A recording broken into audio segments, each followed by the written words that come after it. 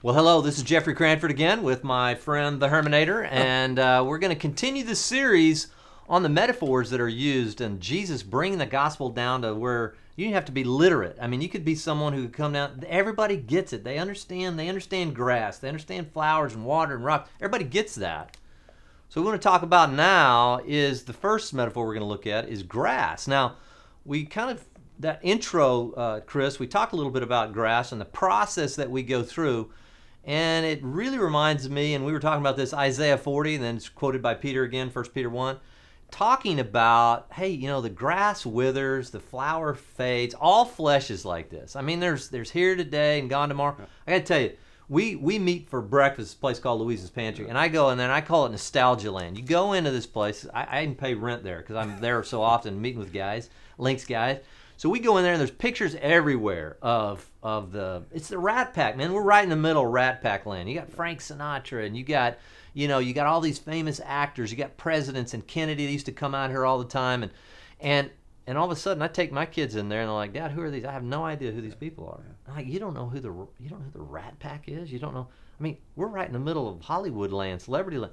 Well, their celebrities are different. These people are gone, man. These people are gone. It's a lot like this grass. Tell me the process again specifically of what happens during this overseed, and then you had some insights on that. Yeah, so Bermuda grass has extremely deep roots, and it's a summer grass, it's a warm season grass. You can't kill it with anything but something that's a poison, so the roots die. So what they do is they scrape it down to the bare dirt as much as they can, and then let it go dormant.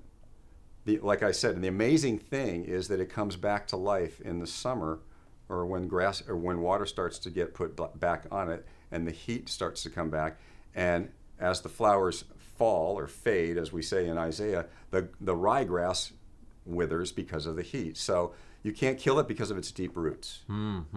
Well, and that's exactly what it is. I mean, this is beautiful. Look at the green grass. This may even be Florida. I don't know, but they go through the same process, overseeding. So you take that green grass, man, it's beautiful, it's awesome. And then once we get to about April and then May starts for us, that heat starts to get turned up, it withers. I mean, it's gone. I mean, it's exactly what Isaiah prophesied. It's actually in the context of a prophecy about John the Baptist who'd be coming, a voice crying in the wilderness. He said, look, I'm giving you a message. All flesh is like grass, like flowers. We plant, I was at a club here, they spent over $1 million a year on flowers alone. And as soon as April hits, they're gone, and they got to come in, dig the remnants of those out, replant the flowers. It's just our seasonal planting and replanting. And we always have the sense that this is going to be forever. This is not, man. April, this is gone.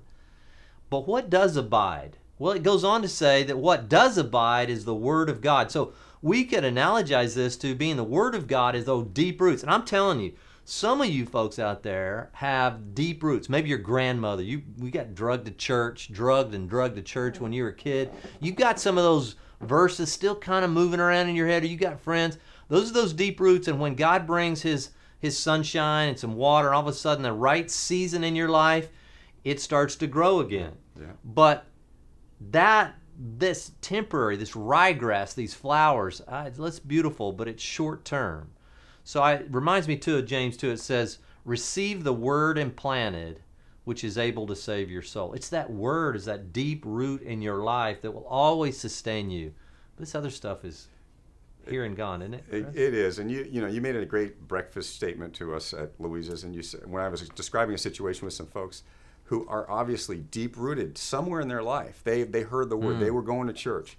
And I was asked to pray for something. And you said it this way. You said, it's like they're out in the desert, they're thirsty, and they get a drop of water. The same thing with agronomy or a landscape area, you get a little water on something. Well, they got a little bit of water and the roots started to spring up, or there was a little life there.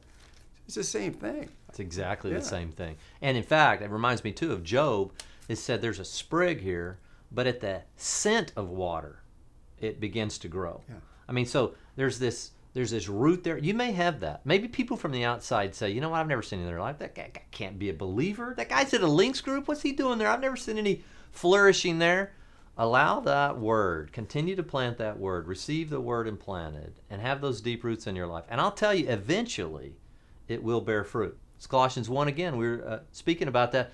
Colossians 1. The gospel, which is bearing fruit and increasing. It will. Your life will increase with the Word. With the Word.